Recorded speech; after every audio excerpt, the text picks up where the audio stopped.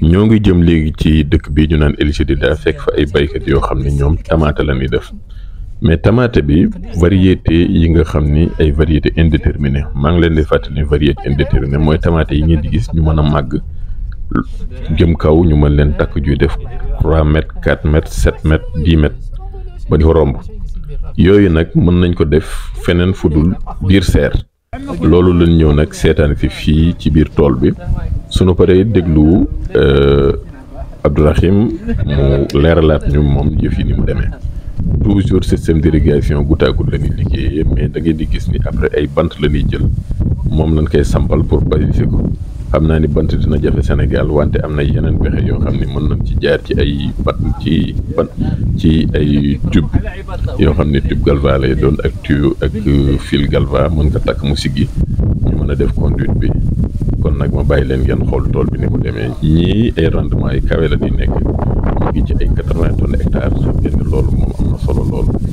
te variété indéterminée la ñu jël installé ko en plein champ mën a def nag culture boo xam ni pour marché local bi la mais ba léegi qualité bi ñu fi gis tamit xam naa ni mën na ñëw Sénégal nan bàyyi xel ni système yi mën na nekk lu am importance surtout ñi nga xam ne dañu bëgg bay nawet tamaate bu am ci prix bu baax ñi nga xam ne dañuy nekk ci suuf soo xam ni du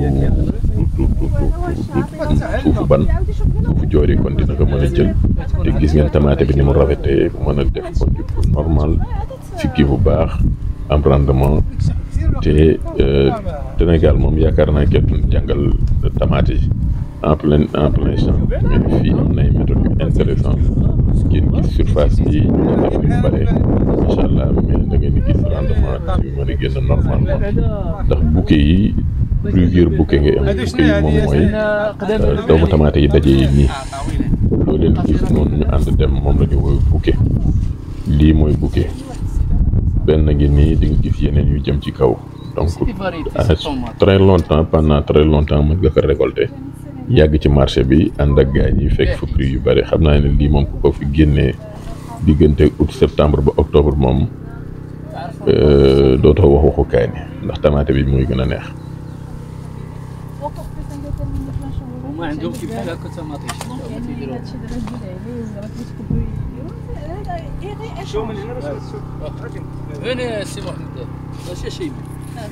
Attention, vous allez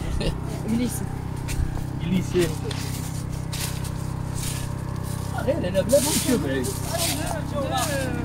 Variétés différentes. Okay. Ça c'est une variété, ça c'est une autre. Donc ce sont des indéterminés.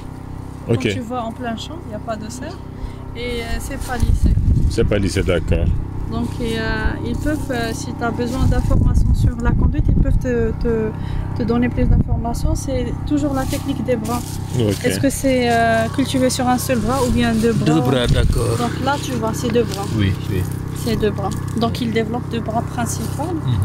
Et donc tu as les bouquets après. Ils grandissent. Des fois il y a une technique par exemple qui pince.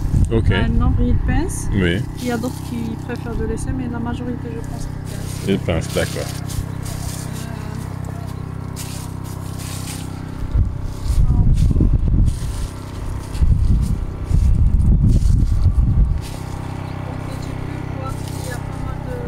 Sanitaire, c'est la mineuse. La mineuse. Donc c'est une variété antitilque, Oui. celle-là. Donc on a son élongation, quelque part, on peut compter le nombre de bouquets. Comme ça, donc c'est net, monsieur.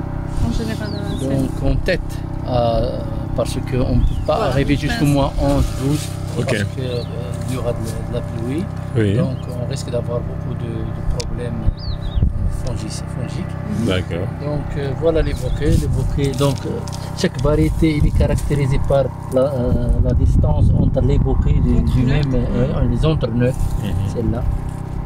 Et avec le nombre de fruits, avec le collet du fruit, donc il caractérise la variété. Donc comme on a dit chez l'autre